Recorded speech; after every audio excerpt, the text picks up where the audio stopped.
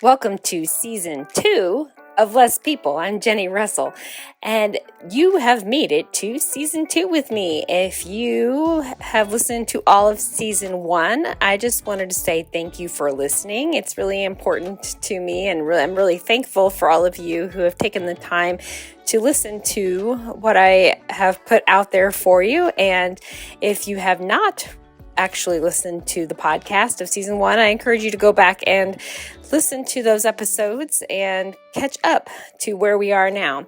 So this is Season 2, and I thought I would start off Season 2 with something I found pretty interesting. I'm in my podcast game as I go about my life. I was looking at different rural-related podcasts to listen to, and I came across one from Rural Remix, and what really got my attention about this one is they were doing a 5-part series on the Rural Horror Picture Show instead of the Rocky Horror Picture Show, and it's talking about how rural areas are often depicted in horror movies. So I thought it was a really interesting take on different parts of the depiction of rural people and places in horror movies, and how urban fears about the country and what rural fears about the city. So interesting take on it. And so I thought I would go through this as part of Season 2, some of my takeaways from this particular series on the Rural Horror Picture Show.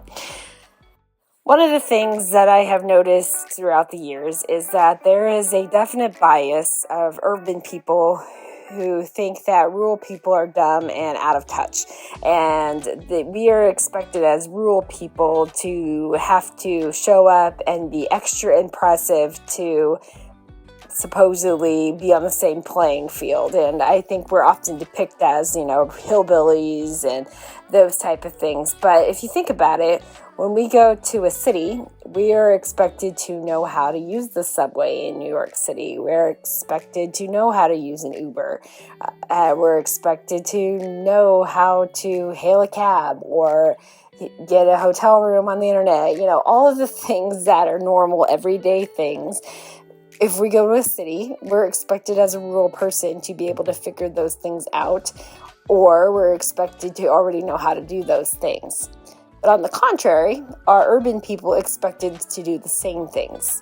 So, if an urban person comes out to a rural area, can we expect them to know how to corral a cow? Are we expecting them to know how to drive a tractor?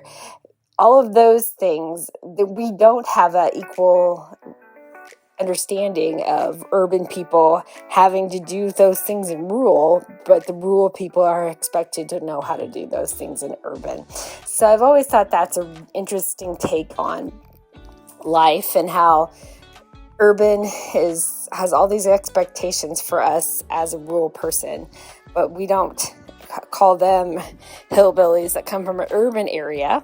We don't have a real name for that, I guess, in terms of them not being able to translate their skills to here.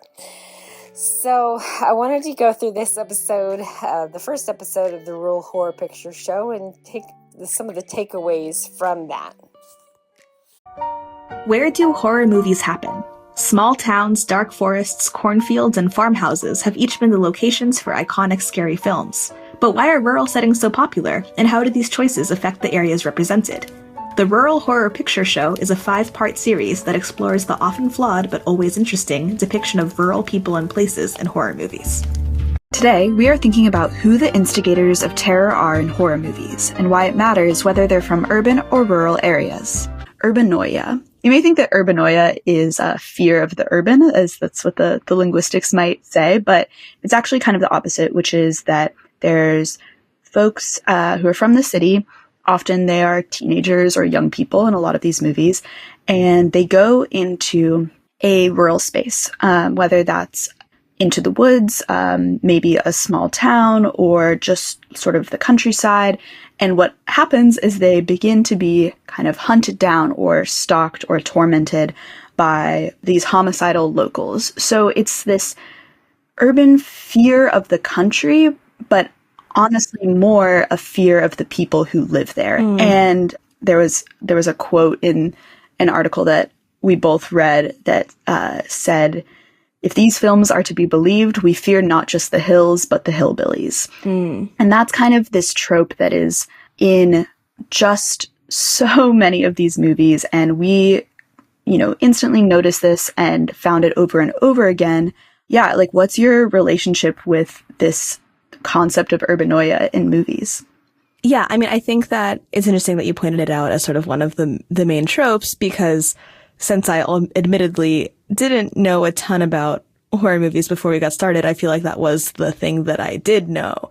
And actually, I mean, I hate to tell you all this, the name of our podcast is a little bit of false advertising, because we're really not going to be talking about the Rocky Horror Picture Show, but instead the Rural Horror Pictures. And then this is a show about it. But here we can have one chance to bring it up. And that, that is a movie that is just tropes on tropes on tropes on tropes, with a little bit of queer wackiness all around also.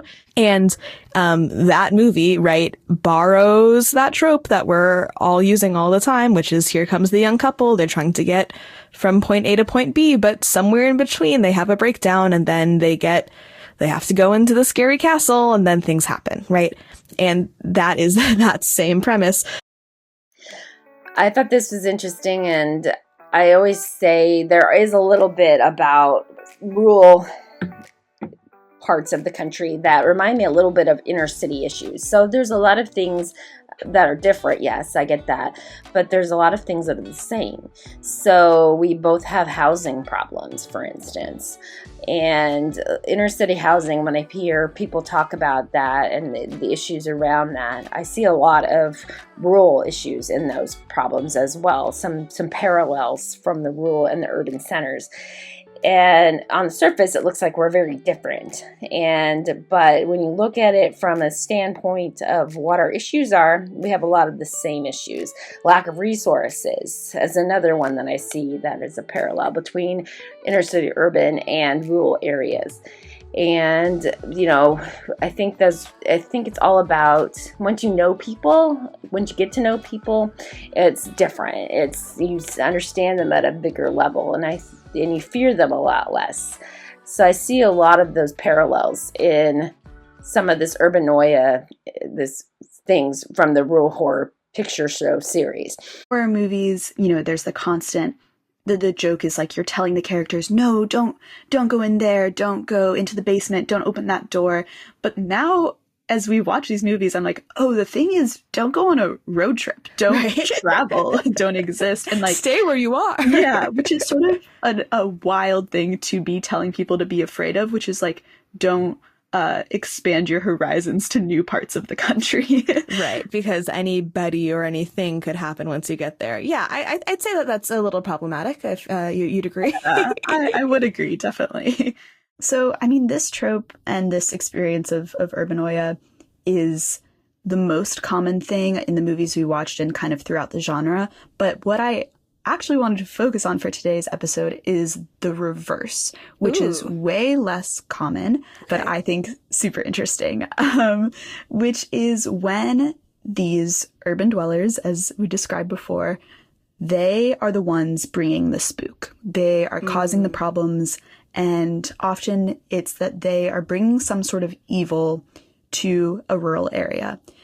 And like I said, there's not tons of examples, but I do think the ones that there are really interesting and can give us a lot of insight into the pervasiveness of a rural stereotype in horror movies. It's sort of like the exception that defines the rule. And so, the more that you're saying, oh, this is what I'm seeing all the time somewhere else, how is this one different? That lets you actually say, okay, no, actually it's pretty messed up that, this group of people or this part of the country is always villainized, and that we're actually surprised when there's somebody else who is, when that's not the standard, when it's not expected.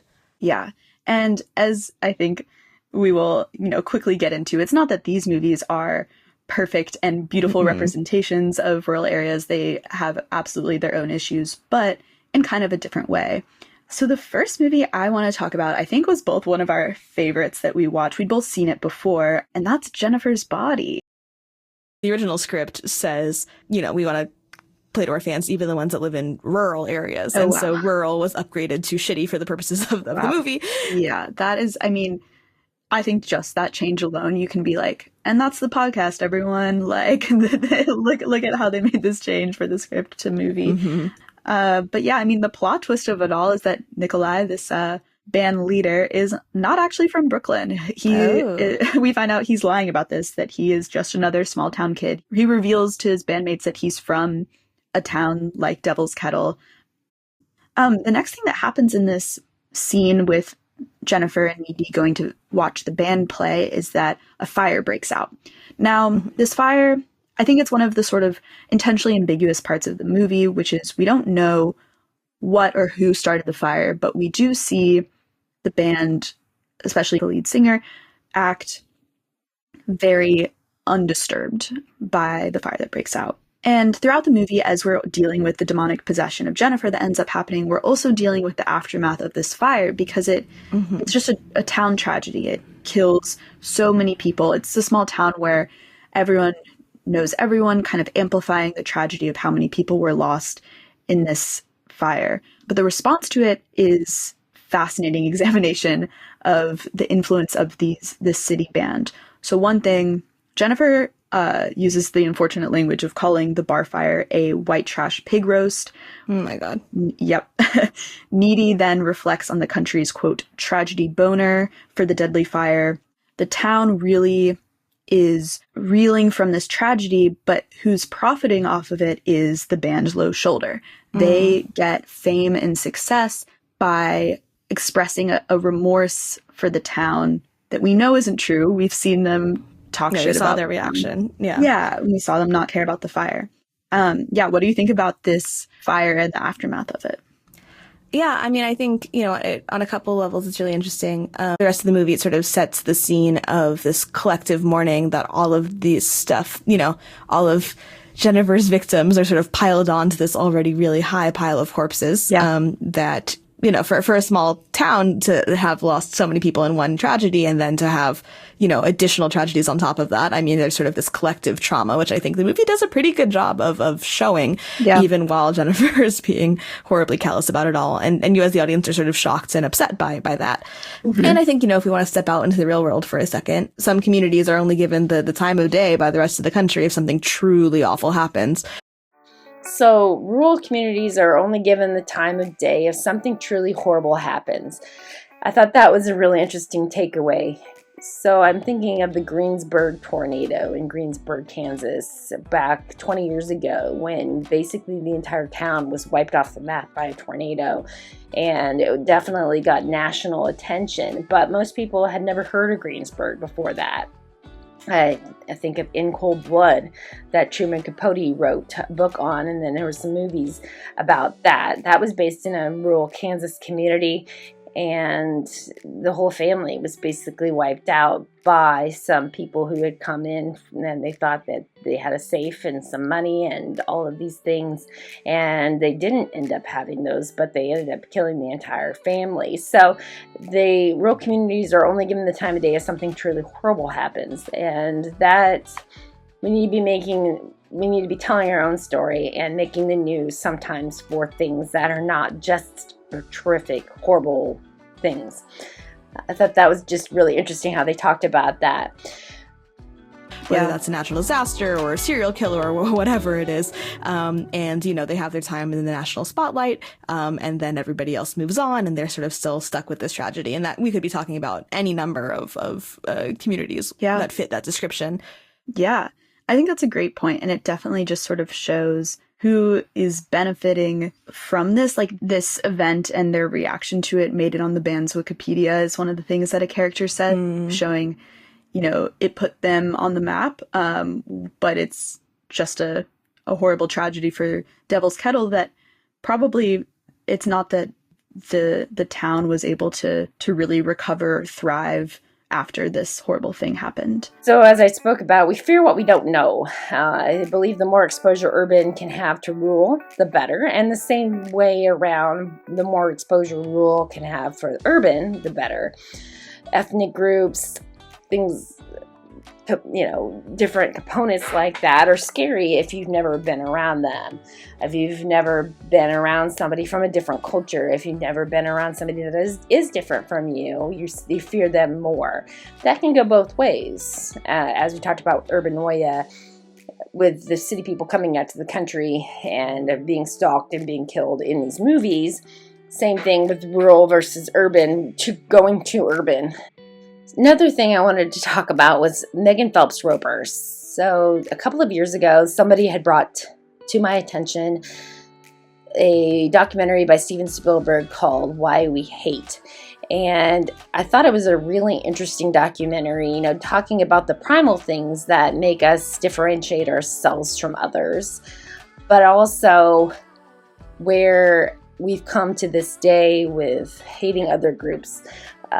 One of the takeaways that I took from the documentary was from Megan Phelps Roper. She was part of the Phelps family Westboro Baptist Church in Topeka, Kansas, and I use church kind of lightly. It really bothers me as a Christian to be associated with the hate groups, because really it's more of a hate group than a church. But she had said on this documentary that the more people screamed at her and told her that if she was wrong, the more it ingrained in her that she was right. And I thought that was very interesting. How can somebody telling you that you're wrong ingrain more that you're right than telling you that you're wrong? And she talked about it only changed her mind when she got to know others, and others responded that were different from her, others that were different from her, and others responded with compassion and love. That was when she changed her mind about her views, not when somebody was screaming at her that she was wrong. I was a blue-eyed, chubby-cheeked 5-year-old when I joined my family on the picket line for the first time. My mom made me leave my dolls in the minivan. I'd stand on a street corner in the heavy Kansas humidity, surrounded by a few dozen relatives, with my tiny fists clutching a sign that I couldn't read yet. Gays are worthy of death. This was the beginning. Our protest soon became a daily occurrence and an international phenomenon, and as a member of Westboro Baptist Church, I became a fixture on picket lines across the country. The end of my anti-gay picketing career, and life as I knew it, came 20 years later, triggered in part by strangers on Twitter who showed me the power of engaging the other. So here in these clips, she talks about how people on Twitter changed her mind, and how the same things that she learned about her background at the Westboro Baptist Church and the protests that she did, and what people believe and how we interact now, and the ability to agree to disagree has really gone out the window. I liked her take on some of these things. So again, the more you know people that are different from you, the more you understand and the more you can form your views in a way that is informed. And I really liked what she had to say, so listen in on this. In my home, life was framed as an epic spiritual battle between good and evil. The good was my church and its members, and the evil was everyone else. My church's antics were such that we were constantly at odds with the world, and that reinforced our otherness on a daily basis. Make a difference between the unclean and the clean, the verse says. And so we did. From baseball games to military funerals, we trekked across the country with neon protest signs in hand to tell others exactly how unclean they were and exactly why they were headed for damnation. This was the focus of our whole lives. This was the only way for me to do good in a world that sits in Satan's lap. And like the rest of my 10 siblings, I believed what I was taught with all my heart, and I pursued Westboro's agenda with a special sort of zeal. In 2009, that zeal brought me to Twitter. Initially, the people I encountered on the platform were just as hostile as I expected. They were the digital version of the screaming hordes I'd been seeing at protests since I was a kid. But in the midst of that digital brawl, a strange pattern developed. Someone would arrive at my profile with the usual rage and scorn. I would respond with a custom mix of Bible verses, pop culture references, and smiley faces. They would be understandably confused and caught off guard, But then a conversation would ensue, and it was civil, full of genuine curiosity on both sides. How had the other come to such outrageous conclusions about the world? Sometimes the conversation even bled into real life.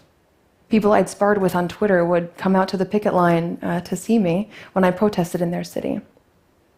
A man named David was one such person. He ran a blog called Julicious, and after several months of heated but friendly arguments online, he came out to see me at a picket in New Orleans. He brought me a Middle Eastern dessert from Jerusalem, where he lives, and I brought him kosher chocolate and held a God Hates Jews sign. There was no confusion about our positions, but the line between friend and foe was becoming blurred. We'd started to see each other as human beings, and it changed the way we spoke to one another. It took time, but eventually these conversations planted seeds of doubt in me. My friends on Twitter took the time to understand Westboro's doctrines, and in doing so, they were able to find inconsistencies I'd missed my entire life. Why did we advocate the death penalty for gays when Jesus said, "Let he who is without sin cast the first stone"? How could we claim to love our neighbor while at the same time praying for God to destroy them? The truth is that the care shown to me by these strangers on the internet was itself a contradiction. It was growing evidence that people on the other side were not the demons I'd been led to believe. These realizations were life-altering. Once I saw that we were not the ultimate arbiters of divine truth, but flawed human beings, I couldn't pretend otherwise. I couldn't justify our actions, especially our cruel practice of protesting funerals and celebrating human tragedy. These shifts in my perspective contributed to a larger erosion of trust in my church, and eventually it made it impossible for me to stay. In spite of overwhelming grief and terror, I left Westboro in 2012.